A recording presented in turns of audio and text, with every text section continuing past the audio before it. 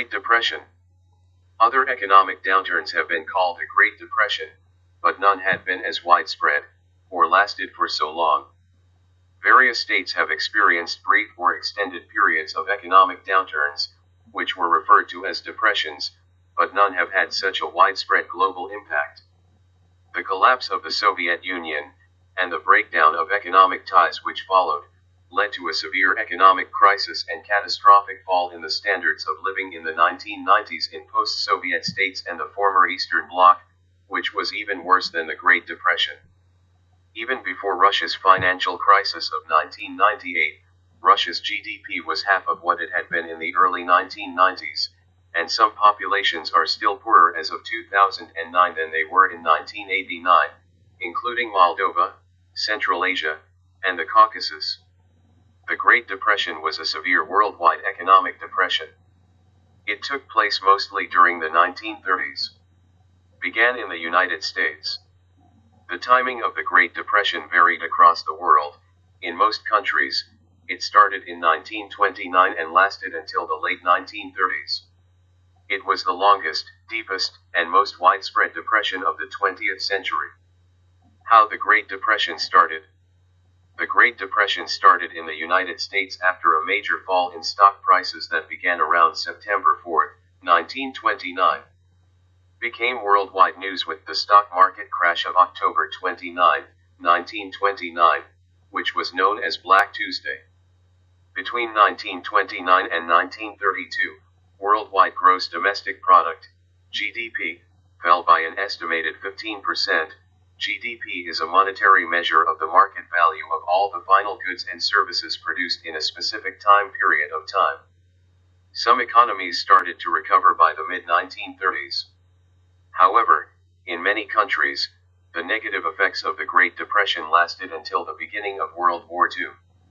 The two classic competing economic theories of the Great Depression are the Keynesian, demand-driven, and the monetarist explanation.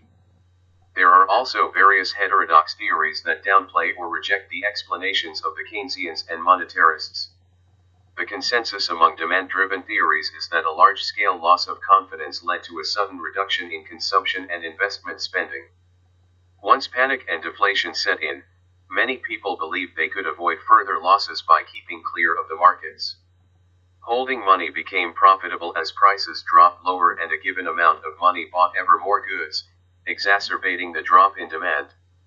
Monetarists believe that the Great Depression started as an ordinary recession, but the shrinking of the money supply greatly exacerbated the economic situation, causing a recession to descend into the Great Depression.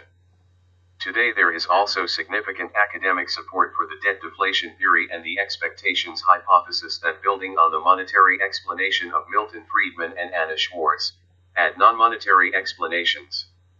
There is a consensus that the Federal Reserve System should have cut short the process of monetary deflation and banking collapse, by expanding the money supply and acting as lender of last resort. If they had done this, the economic downturn would have been far less severe and much shorter. Mainstream explanations. Modern mainstream economists see the reasons in a money supply reduction, monetarists, and therefore a banking crisis, reduction of credit and bankruptcies. Insufficient demand from the private sector and insufficient fiscal spending, Keynesians. Passage of the Smoot-Hawley Tariff Act exacerbated what otherwise might have been a more standard recession, both monetarists and Keynesians. Insufficient spending, the money supply reduction, and debt on margin led to falling prices and further bankruptcies, Irving Fisher's debt deflation. Let me end my talk by in most countries of the world, recovery from the Great Depression began in 1933. In the U.S., recovery began in early 1933, but the U.S. did not return to 1929 GNP for over a decade and still had an unemployment rate of about 15% in 1940, albeit down from the high of 25% in 1933. There is no consensus among the economists regarding the motive force the U.S. economic expansion that continued through most of the Roosevelt years, and the 1937 recession that interrupted it. The common view among the economists is that Roosevelt New Deal policies either caused or accelerated the recovery, although policies were never aggressive enough to bring the economy completely out of recession. Role of women and household economics. Women's primary role was as housewives. Without a steady flow of family income, their work became much harder in dealing with food and clothing and medical care. Birth rates fell everywhere, as children were postponed until families could financially support them. The average birth rate for 14 major countries fell 12% from 19.3 births per thousand population in 1930 to 17.0 in 1935. In Canada, half of Roman Catholic women defied church teachings and used contraception to postpone births. Women. From 1930 to 1940, the number of employed women in the United States increased by 24%. World War II and recovery. The common view among economic historians is that the Great Depression ended with the advent of World War II. Many economists believe that government spending on the war caused or at least accelerated recovery from the Great Depression, though some consider that it did not play a very large role in the recovery, though it did help in reducing unemployment.